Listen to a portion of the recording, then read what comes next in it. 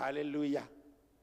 Vanoverenga shoko raMwari ndiverengereiwo kubva kubhuku yaEphesians chapter number 1 verse 19 and 20, then 2nd Chronicles chapter number 10 kubva pavhesi ya1 kusvika pa5 or 6. Tichaverenga kuna Ephesians 1:19. Uye ane simba rake guru risingagoni kuenzaniswa kwatiri isu vanotenda. Iroro simba rakaita sekubata kwesimba rake guru.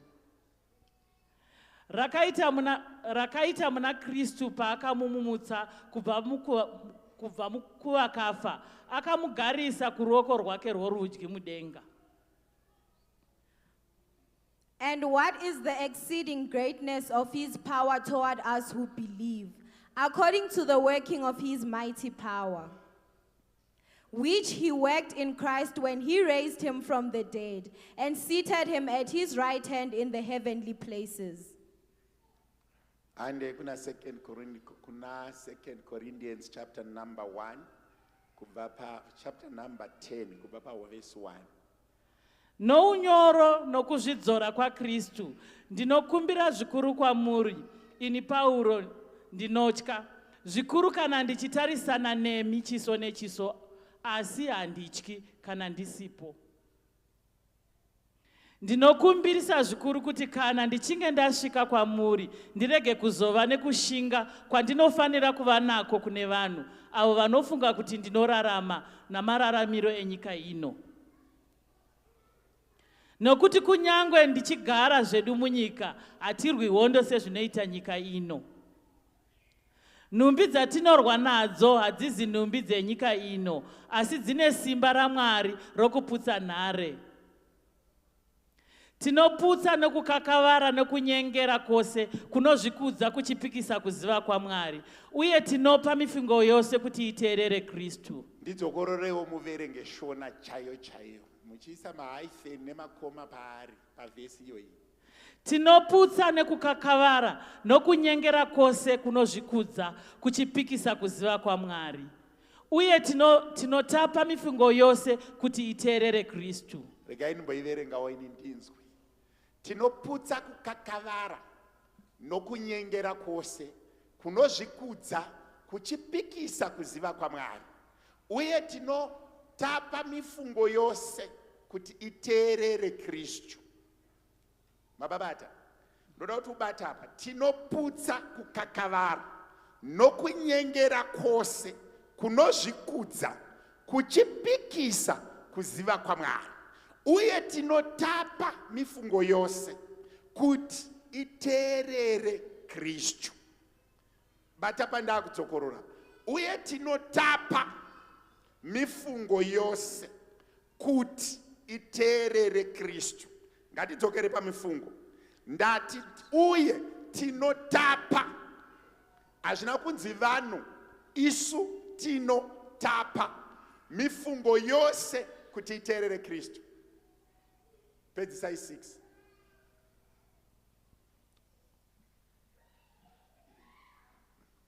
Uye tichinge tagadzirira kuranga kuita kwose kwokusateerera, kana kuteerera kwenyu kuchinge kwazadziswa.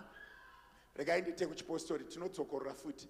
Uye tichange takagadzirira kuranga kuita kwose kwokusateerera, kana kuteerera kwenyu kuchinge kwazadziswa. Ndoda kuti ubata apo. Uye tichange. Pane hatati tino, apa taakuti tichange kugadzirira ichauya. Hande kuchirungu. Kana wapedza kuchirungu udzoke kushona. Now I, Paul, myself, am pleading with you by the meekness and gentleness of Christ, who in presence am lowly among you, but being absent am bold toward you. But I beg you that when I am present, I may not be bold with that confidence by which I intend to be bold against some, who think of us as if we walked according to the flesh. For though we walk in the flesh, we do not war according to the flesh.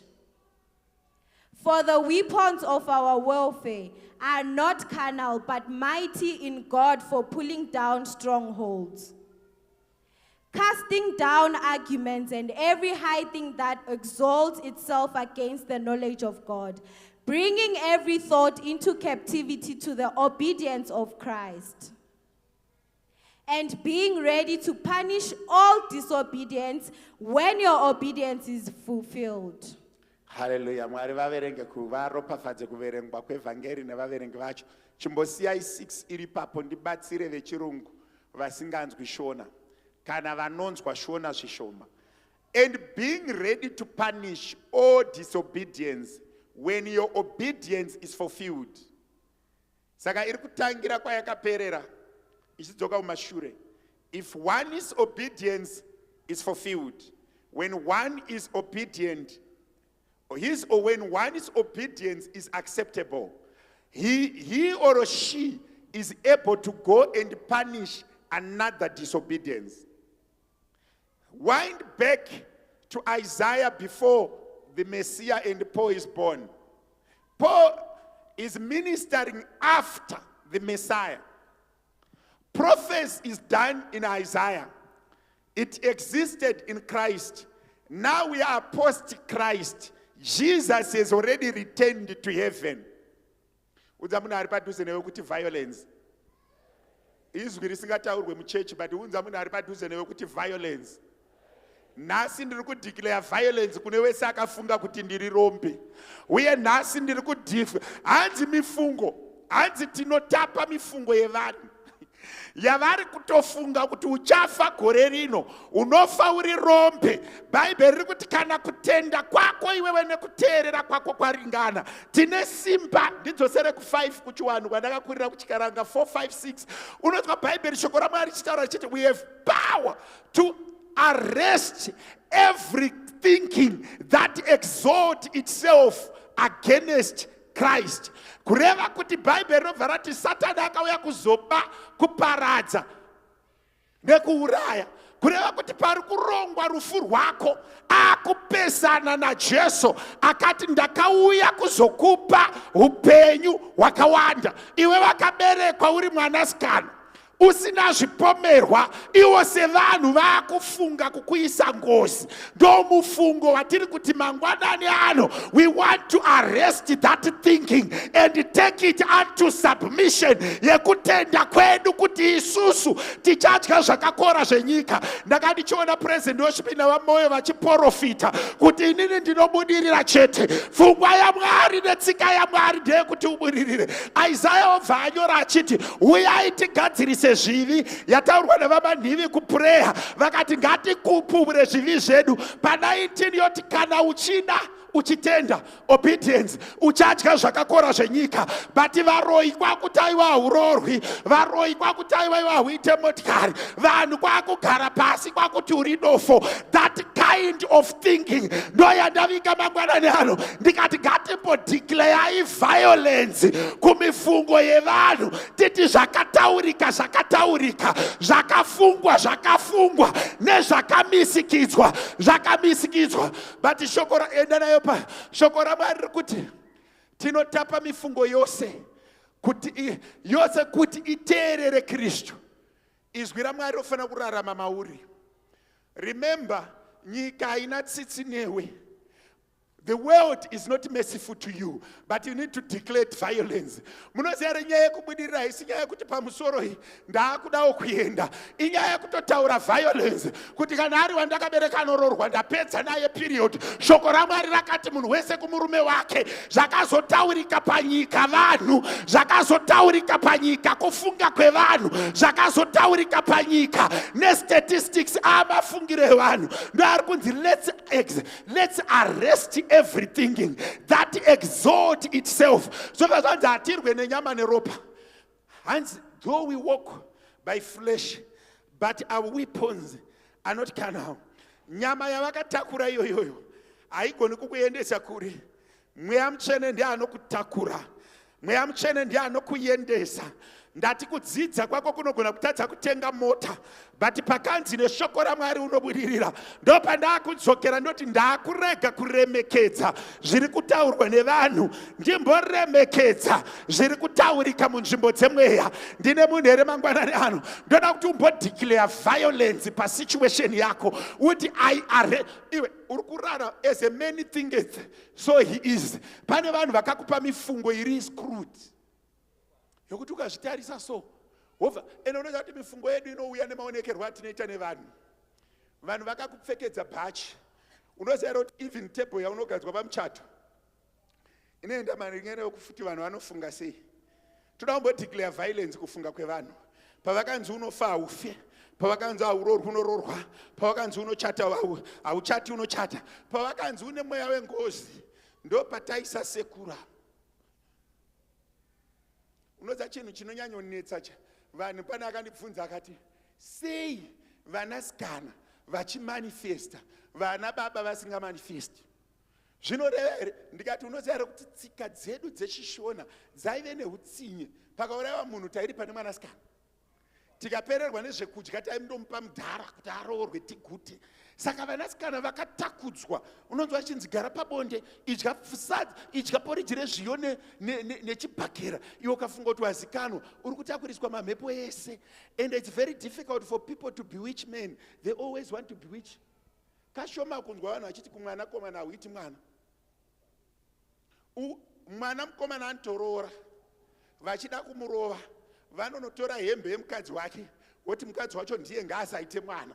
Asi uyu mutorwa muroora vavari kuroya, asi vava vamuroyi. Tsika dzedu dzakadzidza kuchengetedza vakomana dzikatsikirira mwanasikana. That's why tizoona kuti vanasikana vachiti vobva vati hanzi vanozviitisa. Havasi kuzviitisa. Tumadhara twaipfekedza vanasikana. Iyozvo unenge wakagara kuno kuine wifi, hausi kuziva kuti rimwe bvudzi rako rakapiwa chidhomu. Wakagara kuno. Munoziva kuti mifungo yevanhu yatidzosera kure. Unoziva uchitosvika pabasa so vanhu vanofunga kuti uyu haaitiwe.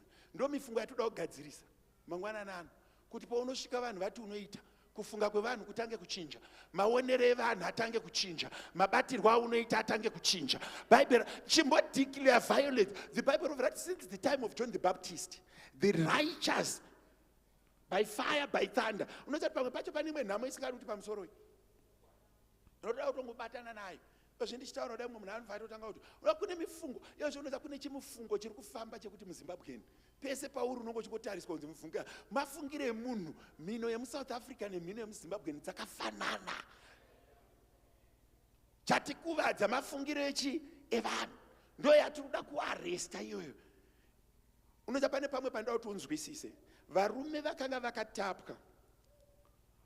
Pavakanotapwa vakaiswa uko. Anga ari ma-eunuchs. Do you know what is a eunuch? Is a castrated man. Handizi kuti neshona ndingati ndotya kuzokuwadza vanhu vatendi vadiki. Asi ndiri kuti a eunuch is a castrated man. Kureva kuti vakomana pavakatapa Meshach, Daniel naAbednego, chavakatanga kuita kuti they must not breed with our daughters, castrate them. Ndosaka usina kumbonzwa mwana waDaniel, Meshach naAbednego. Shumba dzakatadza kumutya, moto ukatadza kumupisa, but anga akacastratewa. Anga akaitwa jongosi pakati pevamwe. Vapedza kumucastrata mukomana vakagara naye. Bible shoko raMwari ndo parinotaura kuti vachifunga kuti these are our servants, tavacastrata havachaite vana, vachatishandira upenyu hwese. Mwari kwakubva auya neviolence. Do you know how God declares his presence? He comes with power. Mwari anoratidza simba rinodarika revari pamusoro pavo. Pavari kusvika vanhu ava tavabvisa, tavaita varume hafu, tavaita vashandi havana simba. Ndo pari kunzi naMwari moto wamapfuta hauapisi, neshumba dzenyu hadzivadyi. Mambo iye ega ndiye akazotaura akati Mwari vaMeshach, Daniel naAbednego ndiye ngaanamatwe. Why? Vakaona simba pese panouya presence yaMwari. Pandaverengesa kuna Ephesians, Paul achinyora kwaEfeso ari kuti Jesu anouya nesimba. Simba iri rakatomumutsa kuvakafa, kureva kuti vakamuviga vakamuvharira mugomba, but Jesu akazouya nesimba. Bible unotaura kuti pavakasvika pamakuva, Bible zvinonzi muri kumutsvagirei kuvakafa, akamuka. An angel came and rolled up the stone. Kureva kuti kana Mwari vakuuya nepresence yavo, vanodeclare power, vanodeclare simba, vanodeclare uvepo hwavo pasituation yauri kurarama. Nemazwi akataurwa pamusoro pako anoda kuti Mwari varatidze rimwe simba risingakontainwe nevanhu, risingabatike nevanhu. Apa pandanga ndichikuudza nyaya yaMeshaki, Daniel naAbednego, hazvina basa kuti vanhu vakukuvadza sei, hazvina basa kuti vanhu vakakuitira utsinye kwemakore mangani, hazvina basa kuti vanhu vakakudhemeja sei, hazvina basa kuti vanhu vakakuitira utsinye hwakaita sei. Uri kungoda one moment of visitation, simba raMwari rikangovepo, patova neviolence, nyaya yako yatonaka, zveutsinye hwavakakuitira nekukutadzira kwavakaitwa, it will be nullified when the power of God has arrived. Kune vamwe vedu vekuti unenge wakagara uchiti mufundisi, nyaya yamuri kutaura ndainzwa, but hamuzive kukuvadzwa kwandakaita, hamuzive utsinye hwandakaitirwa, hamuzive pandakasiyiwa ndiri, hamuzive zvavakandiita. Pane vakatomboitirwa isi yese yese, but denga rikavarangarira. Yavakaitirwa nezuro haitadzise Mwari kukurangarira. Mabatirwa avakaita nezuro haatadzise Mwari kukusimudza. Yavakakutsika nayo nezuro haitadzise denga kushanya. Kana nguva yaMwari yakwana, zvinhu zvako zvinoita zvakanaka zvisinei nezvavakaronga nezuro. Kureva kuti mambo anga Nebhukadhineza anga akupinziswa sevhisi naDhanieri, achitsanangura zvaMwari wake, ivo vamuitira utsinye. Unoziva pane pamwe patinopfuura napo sevanhu pekuti unonyatsoona kuti ndakaitirwa utsinye. My background yakaitirwa utsinye, mararamiro angu akaitirwa utsinye, vanhu ava vakatondikuvadza. Ende kana mhepo achida kushandisa, anokuitira yekuti kana newe unofungidzira kuti it is over, apa ndichabuda apa, chiregai ndingoteerera. Bada kuudza kuti kana denga rakuda kuuya, simba rakamutsa Jesu kuvakafa rikangoshanya zvakaitika kare, hazvitadzise simba raMwari kuonekwa. Zvakabatwa nevanhu hazvitadzise simba raMwari kuonekwa. Ngozi dzavakaisa pamusoro pako nemamhepo avakataura. Unoziva ndine shungu kuganda rangu iri, kuti kune murume anokura akararama asina kumbotenga imba. Kune murume anokura akararama asina kumbotenga bhara. Mwari verugare ngavandibatsire semuprofita panzvimbo. Vanhu vamboita zvinhu zvinoonekwa, mifungo yevanhu ishandurwe. Iwewe uri mwana waMwari, zita rako unonzi muKristu. You are Christ-like. To possess it's your inheritance. Unoita mwanasikana anokura, kuberekwa kukura usina kumbotenga grocery kudzoka nechange. Every day vakafoira metsi, but mazivira aunoita change uri muspa. Unongochisanganisa kuti pasara 100 rand, pa 44 panosara 66, pa 44 pano. Unoziva ukangoona uchiri kukalkuleta change ya 100 rand ka, unoda kuti Mwari ambokushanyira manhero masikati mangwanana. Ndauya semuranda waMwari kuti chimboenda paportion yaMwari ubve paportion yevanhu. Bhaibheri rinoti murenje musina chekudya, pakaita Jesu minana kwakasara 12 baskets vanhu vaguta. Kureva kuti Jesu akakushanyira, it's sign of abundance. Jesu akakushanyira, it's sign of abundance. Ndiri kutsvaga munhu wekuti hauna kana bank account, asi da kuti Mwari ambokukomborera zvekuti unodira fuel wakavhara mazuva.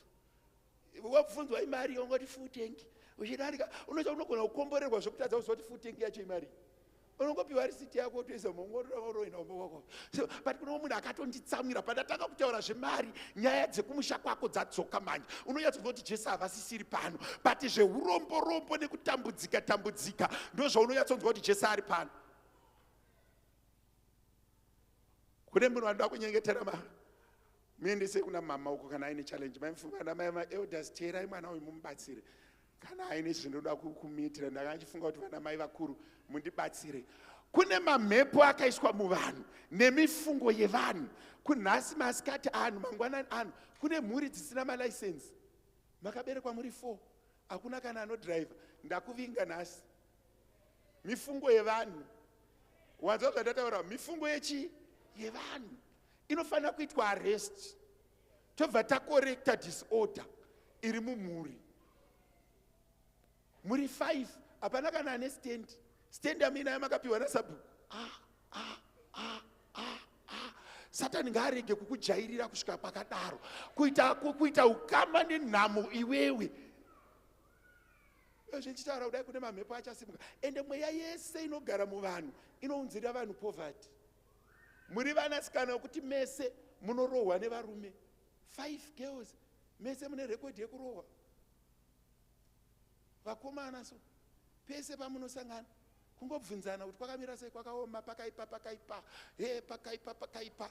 Munoita pati yemhuri yekuti musi wamunosangana munoedherana chingwa kuti tapedza pati kwasara 2 loaves, ngativerenge mapisi. Iwe ako 4 aya, ine angu 3 aya, iwe skoniri chekaine pakati skoniri, vana vanorida rigobatwa nebanga. Satani ngaarege kukujairira.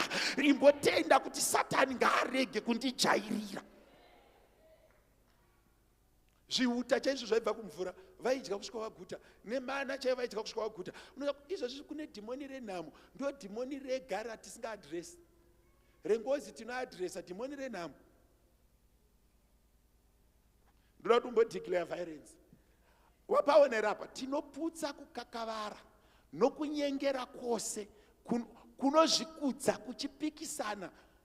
kuchipikisa kuziva kwaMwari. Bhaibheri rinobva rati kana uchida uchitenda uchadya zvakakora zvenyika. Wakadya zvingani? Unozoti unogona kurarama upenyu wese usina kumboenda kuholiday uchibatsira vanhu kurarama penyu wese.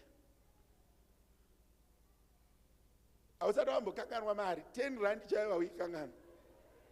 Ndiani atora 10 rangu, ndasiya 10 rand yangu pacoffee table, ndinouraya munhu, ini ndinouraya munhu, ndinoura mari yangu pana, ndijairira pana, vana vasina hunhu, pamwe yadonha. Unoziva here kuti Bhaibheri shoko raMwari rakatiunzira rugare, kwete rugare. Izvozvo wakatarisana so pese paunoona mukadzi wako unongo uchikofunga kuti achawesta mari, kutotadza kuda mukadzi nenyaya yenhamo. Mukadzi kungobuda so masiya kadhi here, masiya kadhi kugarisa, vatogarisa baba vaenda nekadhi. Mukadzi wangu mufundisi pane hondo dzinofanira kugadziriswa manera masikadana. Ndambouya semuranda waMwari, vhangeri ndakagumisira kuriparidza kare, but nhasi ndaona kuti Satani akujairira vanhu, social welfare yakuvandisa, chegumi chakudonha. Why? Vanhu vari kutambura. Abanda atamburire mudzimba umu, vanhu kutambudzika. Wakagara so unoita kuti nhwani chandakadzidza pasi pezuva ndechekuti kunzwisisa kuti uri mwana waMwari. Unoita kuti izvozvi mifungo yevanhu so inongofunga. Izvozvi unoziva kuti kune vanhu vekuti akagara apa unenge uchikofunga kuti zvinhu zvakaoma. Wakatogara ipapa unofunga kuti zvinhu zvakaoma. Pane munhu anoda kuti ambochinja kufunga ati zvinhu zvinoita. Chinhuwani chandakaona ndechekuti pakanyanya nhamo hapaite rudo, pakashaya rudo panorwiwa. Even machechi akanyanya kuomerwa. Do you know what is the problem with Pentecostal churches? Inyaya kuti tine ndimi but hatina kutenda mumunhu anopa ndimi. Takatenda mundimi tikasatenda mumuridzi wadzo. Munhu anotaura nendimi dzine mahyphen nemakona abuda muno mobva aenda kumba. Izvozvi uchitobva so wasiya vadifriza nzondora, ndoda kunamatira. Wabuda mumba izvozvi vasiya dziri mudhishi dziri kuti yaka so.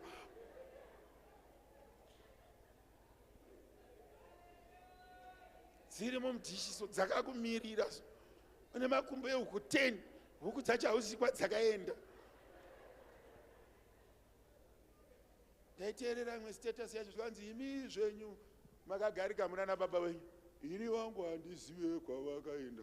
Iwe une tsondura dzehuku, hausi huku yacho kwayakaenda, but wakagara ipapapo. Shuwa haufaniri kumbobvunza Mwari kuti nhai Mwari, pavanhu vese nekukudai kwandinoita ini ndingadya makumbo ehuku, hazvibvumidzwi here kubvunza Mwari kuti nhai Mwari, handigoniwo here kukubvunzai kuti pakundisika kwenyu Mwari?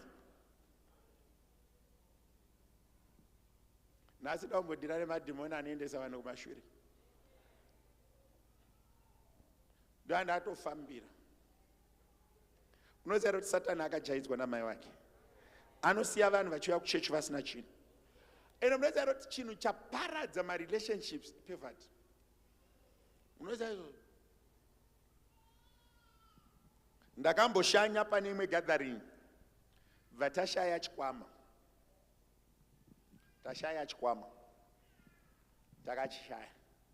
Tachishaya vanhu vakasechwa zvekusechwa zviya. Only need to realize kuti chachangodona pasi. Pane masofa anodya, masofa aya akanga agarisa masofa anodya zvinhu.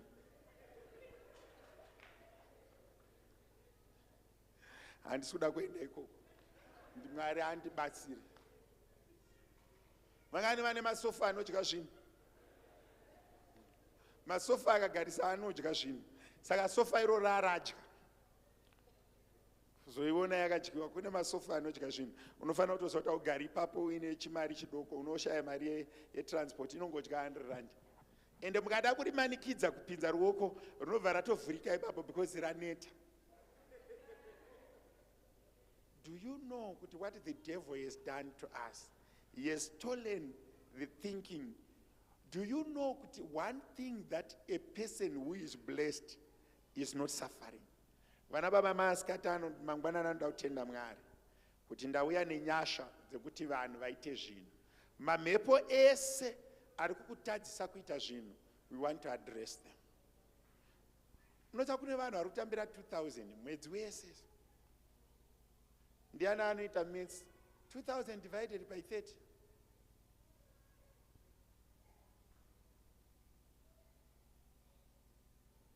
Omana maths. Amuchaiti mental maths. Ichi. 68. 66, 67. Unotambira 66 rand. Pazuva. Do you know, ndiitirewo division yekuti munhu anotambira 80,000 anotambira mari pazuva.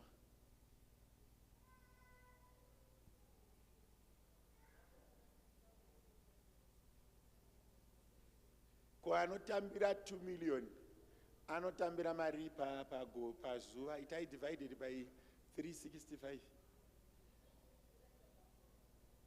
Hande pagore.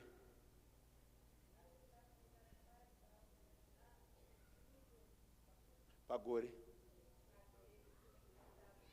Per day, yes. 5,479. Antambira 5.5 pazuva. Asimese mune mchitofema sema oxygen. Tarisa munhu ari padhuze newe uti handichadi zvekujairirwa naSatani. Taura dzoko roti handichadi zvekujairirwa naSatani.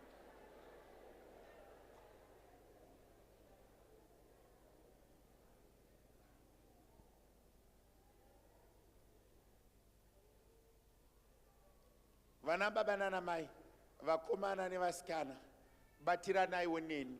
Timboramba nyaya. Ini chinhu chinonyanya kundirwadza ndechoti hatinyanyi kuona vanhu vachena vari mumataxi. Vanganonya vambokwira mutaxi nemunhu muchena. Imindset. Isusu tinotambudzika. Ndine vamwe vanhu vana baba yokuti munogona kutadza kundinzwisisa. Haatozivi zvakaita mukati mendege. Kutongomu kwekupinda yakamira. Vamwe wenyu unototya paine yakuti unooma kudai. Ndege ine makore nemakore ichitakura vanhu. Tarisa munhu ari padhuze newe uti Satani ngaarege kundijairira. Ndaakuda kumbobata mari. Mobva ati kunamata here mufundisi. Unoziva here kuti kunamata usina kwakaoma. Kunamata usina kwakaoma.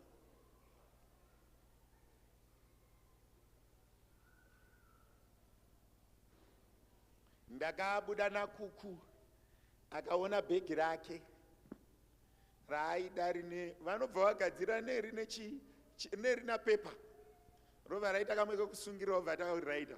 Angosvika mukomana vaarigarira zvikanzi dirty this one.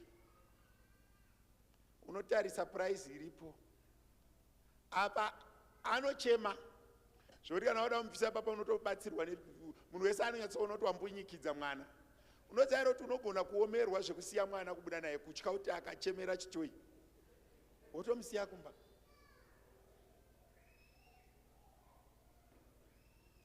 Ndakamboshanya rimwe zuva ndikanamata mumunamato wemumoyo. Pamba pane mateenagers chingwa chatengwa 2 loaves. One bva adya 8, umwe bva adya 12 vachashota. Vangani venyu vanogara nemateenager kumba kwavo. Hazvisi normal here izvi. Mai manhivi patakabuda nevana vaiti mama let me try 8. Andozvavaitaura here. Mama can I try 10? Vangori mama muripo ndade. Chaiboya pamalofu echingwa zvoti mama can I try 8. Mai manhivi achipa chingwa zvoti mama can I try 8. And akaenda ari kuzora majarini pa 8. Obva arowa odzoka kuti can I try 4. Hazvina kana mweya wetsvina. They are building muscle. They are growing up. Buy the bread. Iti Mwari ndibatsirei ndigone kurarama. Vana baba vese nana mai mweya wekuprovida ngauye pamusoro pako. Uti Mwari ndipeiwo simba rekuprovida. Mwari ndipeiwo nyasha dzekuprovida. Vana manoodles anodyiwa zvekurevesa vakomana. Ameno ini ndine pane inonzi midnight feast. Musi Friday we are not sleeping, we are waiting for midnight feast. Umwe nomwe anenge ane pani yake. Uchiona mafuta achidirwa so unonyatsoona kuti panapa ndoda nyasha panapa. Because chigubhu chinogona kupera. And havasi kuti anopera. Ndoti munhu ambonamatira kuti Mwari wekudenga ndipei simba rekuprovida. Mwari wekudenga ndipei simba rekurarama panyika yevapenyu ndisingachemi. Pamazuva amakanditendera kurarama ndoda kuaresta kufunga kunorwa akasika dumbu ndiMwari. Kana raakushayiwa chikafu taakutorwa neakarisika. Vangani venyu vanomboenda nevana kurestaurant. Kana ukasakomborerwa unenge uchiudza mwana kuti idya izvi, idya izvi, idya zviri papromotion. Ndakazoti kuno umwe munhu ndasvika ikoko akati akundipa pepa repromotion ndikati iwe whenever I come here I don't need chipepa ichi. Unosvika wabva kumba uchida maribs wosvikaona paine bhega ndori papromotion. Wakutodya zvausingadi. Satani achikuitisa yese yese. Vangani venyu vakambozviita izvozvo. Unoenda vamwe venyu munototeerera mapromotion. Kuteerera promotion yechinhu chauri kuda hakuna kuipa. Asi kuzotenga chausi kuda nekuda kwepromotion ndokwakadi kwakaipa. But kana uchiziva kuti chichaenda papromotion chiricho chauri kuda chimirire. It's called saving. Handizvo here. Daumbonamatirira madhimoni eurombo. Daumbonyengeterera madhimoni eurombo nawo 12 chaidzo ndokuririsa. Izvezvi ndauda kutotanga daunyengerera madhimoni ese eurombo. Ende anondinzwa.